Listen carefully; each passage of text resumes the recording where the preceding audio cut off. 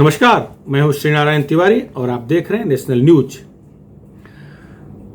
केंद्रीय मंत्री नारायण राणे द्वारा मुख्यमंत्री के कान के नीचे रखने वाले शब्द पर उनकी गिरफ्तारी हो सकती है, तो उन शिवसेना नेताओं का क्या होगा जो लाद फाड़ के निकालने की बात कर रहे हैं, घर में घुस के मार डालने की बात कर रहे हैं, या मारने की बात कर रहे हैं, ठीक करने की बात कर रहे हैं, इनकाउंटर करने की बात कर रहे हैं, उनका क्या होगा। इस पर दिन भर चर्चा गर्म हुई, गरमाई रही चर्चा। इस मुद्दे पर चर्चा दिन भर होती रही है।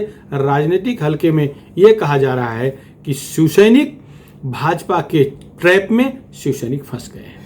भाजपा का ट्रैप था, नारायण राणे के मुंह से गलती से या उनके स्वभाव के कारण शब्द निकल गया होगा, लेकिन जिस तरह से माहौल बिगाड़ने का काम किया गया है, जिस तरह से शिवसैनिक सड़कों पर उतरे हैं, भाजपाई उनका इनकाउंटर करने आए हैं सड़कों पर उतर करके, यह सब एक ट्रैप था।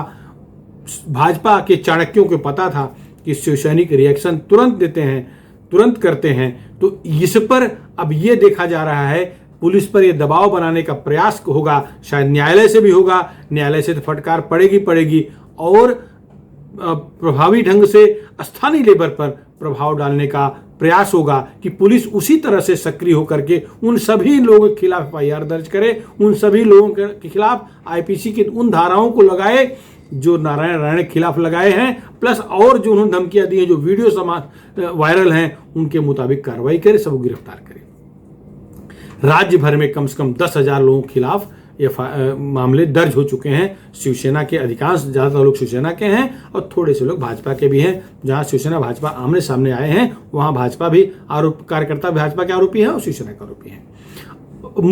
मुंह बोले लोग ज़्यादातर शिवसेना में दिखे हैं। जिस तरह से उनके नेता घर में घुस के ठीक कर देंगे, लाद निकाल देंगे, कोथड़े बाहर कर देंगे, इनकाउंटर कर देंगे, जहां मिले इनकाउंटर कर दो बोले हैं। अभी कोई सामान्य नहीं, बड़े नेता बोले हैं, एमएलए बोले हैं। तो इस पर अब अगर उनके खिलाफ भी कार्रवाई शुरू होगी तो मामला बहुत दूर तक जाने वाला है। अगर 10,000 शिवसैनिकों ने इस पत्थर मारा है, कार्यालय तोड़ा है, मारामारी की है, इसके वीडियो पुलिस के पास है, इस तरह का अनुमान लगाया जा रहा है, तो ये तो बहुत बड़ा कांड हो जाएगा। राज्य की स्थिति जो आज दिख रही है वैसी कल रहेगी, ऐसा कहना मुश्किल है। पुलिस को कार्रवाई करना ही पड़ेगा। नासिक के पुलिस कमिश्नर, अब उन्हें बड़बोला ही कहा जाएगा कि काम सरकार का है, काम मंत्रियों का है, काम मुख्यमंत्री का है, गृह मंत्री का है, जो बोलना बयान देना वो दीपक पांडे आकर के बयान देते दिख रहे हैं। अब भाजपा ने उसको गंभीरता से लिया है। आगे क्या करेंगे भाजपा नेता? सरकार के आज की सरकार के रहते कुछ कर पाएंगे, नहीं कर पाएंगे, कोर्ट से कुछ करेंगे, नहीं करेंगे, बात की बात है। लेकिन सरकार कोई जो आज है, जो भी सरकार है, क्या हमेशा रहेगी? ऐसा नहीं। जो आज विपक्ष में है कल सत्ता में आ सकते हैं। ऐसी स्थिति में नासिक के पुलिस कमिश्नर क्या होगा, ये उन्हें ही देखना चाहिए, उन्हें समझना चाहिए। मुंह खोलने से पहले उन्हें सोचना चाहिए था। नेता नहीं है, उनको एक तरह से कामकाज सरकारी व्यवस्था के तहत करना है। उनके ऊपर संविधान का दायरा है, संविधान के दायरे में रहते हुए उन्हें बोलना है, उन्हें एक्शन लेना है। जिस तरह से एफआईआर दायर किया गया है, बिलेबल ऑफेंस को नॉन बिलेबल बनाया गया है, उनका बयान तो स्पष्ट दिख रहा है, जिसमें जो कुछ कहे हैं कोई भाग नहीं रहे हैं। उस पर भी अगर उन्होंने गंभीर धाराएं लगाई हैं तो निश्चित है कि भाजपा के अच्छी सूची में तो उनका नाम नहीं रहेगा। मैं और कुछ नहीं कह रहा हूं, लेकिन अच्छी सूची में तो नाम नहीं रहेगा। समय बताएगा कि वो किस तरह के भोग भोगते हैं, किस तरह से आराम की नौकरी करते हैं, ये वो उनकी भाग्य जाने और आने वाला समय जाने। महाराष्ट्र में इस समय चारों तरफ एक अलग ढंग का तनाव देखा जा रहा है। शिवसैनिक अपनी पार्टी के लिए, शिवसेना पार्टी के जो स्वभाव है, उग्र स्वभाव, आक्रामक स्वभाव, वो उसके तहत सड़क पर हैं या आंदोलनरत हैं। भाजपा के लोग कभी आंदोलन में इस तरह से बढ़ चढ़ हिस्सा नहीं लेते थे, पहली बार हिस्सा लिए हैं। इसके पीछे भी कुछ राज दिख रहा है। उनको भी मोटिवेट किया गया है, उनको भी क्या ऐसा तैयार किया गया है कि वो सड़कों पर उतर करके वह काम करें जो शिवसैनिक करते थे। भाजपा का स्वभाव नहीं है। भाजपा की इकाई बजरंग दल जरूर काम तोड़फोड़ काम करती थी पहले, लेकिन जब से केंद्र में सत्ता आई है, सरकार आई है भाजपा की, अब बजरंग दल का कोई ऐसा काम नहीं दिख रहा है कि तोड़फोड़ में सक्रिय हो। पहली बार नारायण राणे की गिरफ्तारी के बाद भाजपा का यह तेवर देखने को मिला है। तो ये लग रहा है कि भाजपा के ट्रैप में शिवसेना फंस गई है, षड्यंत्र किया गया है क्या। अब जितने बयान उद्धव ठाकरे जी ने जब भी कभी दिया होगा, उनका स्वभाव आक्रामक बयान देने का, आक्रामक भाषण देने का है। मंच पर, माइक पर, वो माइक मिल जब भी वो अपने लोगों को संबोधित करते हैं, शिवसैनिक को संबोधित करते हैं, जोश भरने के लिए बहुत कुछ बोल जाते हैं। कई बार वो संविधान की धारा के तहत अपराध माना जाए ऐसा भी बोल जाते हैं। उदाहरण के लिए उत्तर प्रदेश के मुख्यमंत्री योगी आदित्यनाथ के बारे में जो उनका भाषण है वो एकदम से संवैधानिक नहीं कहा जा सकता। वो जरूर संविधान की उन धाराओं के खिलाफ है जो शांति को कायम रखने के लिए बनाई गई हैं। निश्चित रूप से उसके खिलाफ अगर भाजपा चाहे तो केस बन सकता है, मामला दर्ज हो सकता है। ये मुख्यमंत्री हो सकता है जब वो बयान दिए थे, महाराष्ट्र में सरकार थी, शिवसेना सत्ता में शामिल थी, 2018 का मामला है, तब कुछ नहीं हुआ। उत्तर प्रदेश के मुख्यमंत्री योगी आदित्यनाथ मुख्यमंत्री थे और उस समय उद्धव ठाकरे जी मुख्यमंत्री नहीं थे, शिवसेना सुप्रीमो थे। वो पार्टी के कार्यकर्ताओं को जोश भरने के लिए बोले होंगे, लेकिन चप्पल मारने की भाषा, चप्पल से मारना चाहिए, ये भाषा कदापि ही किसी भी संवैधानिक पद पर बैठे व्यक्ति के लिए बोलना उचित नहीं है। कोई नहीं इसका समर्थन कर रहा है। ये अब ट्रैप क्या है? उद्धव ठाकरे अकेले पढ़ते दिख रहे हैं, शिवसेना अकेले पढ़ते दिख रही है। पूरे मंगलवार बुधवार पूरे प्रदेश में तनाव था, लेकिन शिवसेना के एक बड़े मंत्री एकनाथ शिंदे वो अपने गृह जिला सातारा में जाकर के खेती में रमे हुए दिख रहे हैं, खेती करते दिख रहे हैं। उनका वीडियो वहां से वायरल हुआ। सारे लोग अपने अपने स्तर पर पार्टी के हित में जो करना उचित था वो कर रहे थे, लेकिन एकनाथ शिंदे अपने मूल गांव में जाकर के वहां बैठे थे। वहां से भी वो क्या किए, कोई ऐसी प्रतिक्रिया उनकी नहीं आई। न तो नारायण राणे के खिलाफ आई है, न नारायण राणे के फेवर में आई है। बताते हैं कि उनका शिवसेना के अंदर करीब 20 से 22 विधायकों के उनके बहुत अच्छे संबंध हैं, वो सब उनके बहुत करीबी माने जाते हैं। एकनाथ शिंदे को भी शिवसेना में बहुत खुश मंत्रियों की सूची में नहीं माना जाता, बहुत खुश हैं ऐसा नहीं कहा जाता। नारायण राणे ने प्रेस कॉन्फ्रेंस के दौरान और इवेंट भाषण के दौरान भी यह कह दिया है कि नगर विकास का काम एकनाथ शिंदे भले मंत्री हैं लेकिन मातोश्री होता है। इसके बाद एकनाथ शिंदे ने खंडन जरूर किया, लेकिन वो खंडन में उनके चेहरे पर वो जोश नहीं था जो हमेशा रहता है। अर्थात क्या अर्थ लगाना है आप लगाइए। इस समय सबसे अधिक कार्रवाई अगर होनी है तो वो शिवसेना के नेताओं और मंत्रियों पर ही होती दिख रही है। राष्ट्रवादी कांग्रेस पार्टी के मंत्री नेता संकट में जरूर हैं, उनके खिलाफ FIR लाज है, उनके खिलाफ केंद्रीय एजेंसियां जांच कर रही हैं, लेकिन कोई कार्रवाई होती नजर नहीं आ रही है।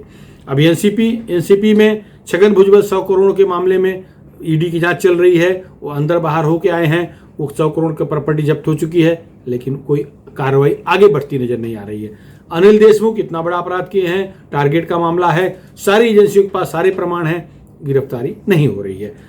धनंजय मुंडे इतने बड़े संकट में थे, उसी तरह के संकट में उससे मिलते संकट में शिवसेना के संजय राठौड़ को मंत्री पद से इस्तीफा देकर के बाहर जाना पड़ा, लेकिन धनंजय मुंडे पर कोई कार्रवाई नहीं हुई। जितेंद्र अवार्ड पर भी इसी तरह का आरोप लगते हैं, उन पर भी कोई कार्रवाई नहीं हो रही है, कुछ भी नहीं हो रहा है।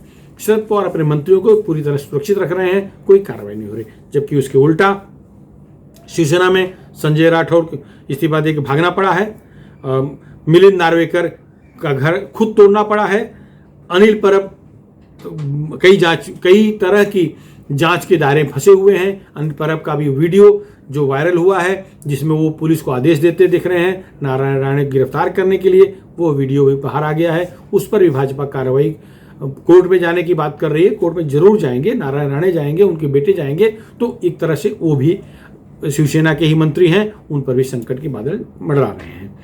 प्रताप सरनाईक ऑलरेडी अंदर बाहर हो चुके हैं बेचारे, उनके खिलाफ भी जांच चल रही है, वो ईडी की जांच चल रही है, वो संकट में है। वो भी Yashwant Jadhav standing committee chairman BMC के, उनके खिलाफ भी बहुत सारे मामले बन चुके हैं, वो सामने है।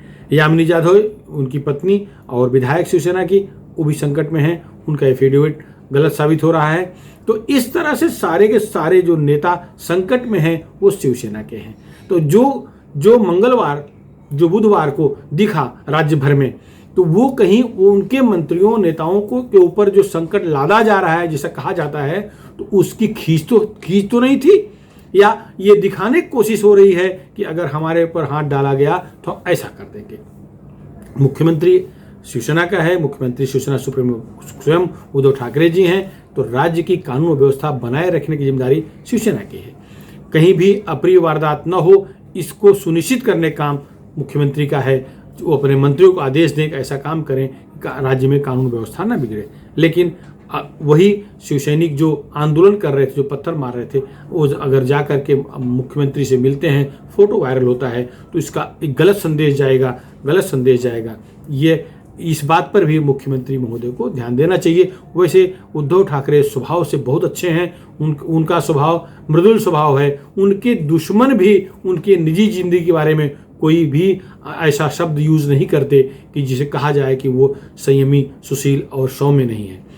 उनका स्वभाव अच्छा है, लेकिन उनकी इर्द गिर्द जो लोग रह रहे हैं, जो उन्हें भड़काने का काम करते हैं, उनको लेकर के भाजपा नेताओं को भी आपत्ति है, राष्ट्रवादी वाले भी आपत्ति जताते हैं। खासतौर से जो मुख्य प्रवक्ता संजय राउत हैं, वो सामना के माध्यम से, माने जिसके वो संपादक हैं, उसके माध्यम से वो भड़काऊ काम करते रहते हैं, जिससे कि तीनों दल की पार्टियों में भी भेद निर्माण हो। ऐसा काम भी वो कई बार कर चुके हैं।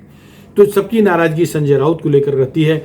भाजपा के लोग भी, कांग्रेस के लोग भी, शिवसेना के लोग भी बहुत सारे नाराज रहते हैं, राष्ट्रवादी कांग्रेस पार्टी के लोग भी नाराज रहते हैं उनसे। शिवसैनिकों का एक वर्ग है जो कहता है कि शिवसेना की दोस्ती भाजपा से होनी चाहिए थी, वो उन्हीं के लायक हैं, वो दोनों एक दूसरे के करीबी रहें, इसमें राज्य का फायदा है। दोनों एक दूसरे के पूरक हैं वैचारिक रूप से, स्वभावतन। तो उनसे जो भेद निर्माण हो किया गया है, इसका दोष संजय राउत पर मढ़ते हैं। और शरद पवार की चाणक्य बुद्धि को लोग दाद देते हैं, किस तरह संजय राउत को अपने कब्जे में लेकर के एक असंभव काम को संभव करा लिया। इस शरद पवार के बारे में कहा जा रहा है।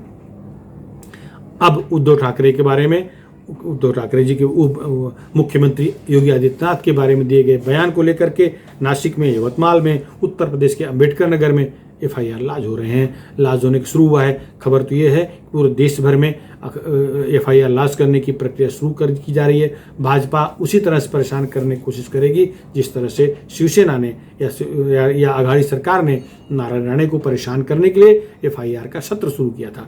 तो टिट फॉर टैट करने का काम शुरू हो चुका है। शिवसेना के संतोष ढवले ने नारायण राणे का इनकाउंटर करने तक की बात कर दी है, वो भी पब्लिक में। ये और संतोष बांगर, कलम्बोली के नेता विधायक, इन्होंने कोथड़ा निकालना अर्थात लाद निकालने की बात कर दी है। और इस तरह संजय गायकवाड़ विधायक हैं, ये घर में घुस के मारने की बात कर रहे हैं। ये सारी चीज़, ये सारे मुद्दे मीडिया में हैं, बाकायदे बयान इनके आए हैं, वो वीडियो हैं सामने। तो बहुत कुछ प्रमाण ढूंढने की आवश्यकता नहीं है। अगर बयान देने पर भी कार्रवाई होगी, अगर बयान देने पर नारायण राणे गिरफ्तार हो सकते हैं, तो गिरफ्तारियों का सत्र चालू होगा। बहुत बड़े पैमाने पर लोग गिरफ्तार होंगे। नारायण राणे से खूब कुरेदा गया हाई कोर्ट से राहत मिलने के बाद, लेकिन वो संयम नहीं छोड़े। उन्होंने कहा मुझ पर कुछ नियंत्रण है, मैं खुद अपने को नियंत्रित किया हुआ हूँ, मैं कुछ नहीं बोलूँगा, लेकिन हाँ ये निश्चित है जो धमकी दे रहे हैं आके तो दिखाएं। इतना ही नहीं, उन्होंने बहुत सुशांत राजपूत की आत्महत्या को हत्याकांड बताते हुए, दिशा सालियान आत्महत्याकांड को हत्याकांड बताते हुए इसकी जांच करने की बात शुरू कर दी है। ये राणे परिवार शुरू से ही इन सारे आत्महत्याओं के पीछे ठाकरे परिवार का नाम जोड़ता रहा है।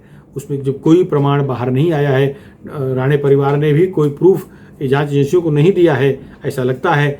लेकिन ऐसी भी चर्चा है कि वो लोग समय का इंतजार कर रहे हैं। पता नहीं, जो भी है वो जांच का मुद्दा है। लेकिन अब राणे को गिरफ्तार करके उन राणे परिवार को आक्रामक भूमिका में आने के लिए मजबूर कर दिया गया है, ऐसा भी कहा जा रहा है।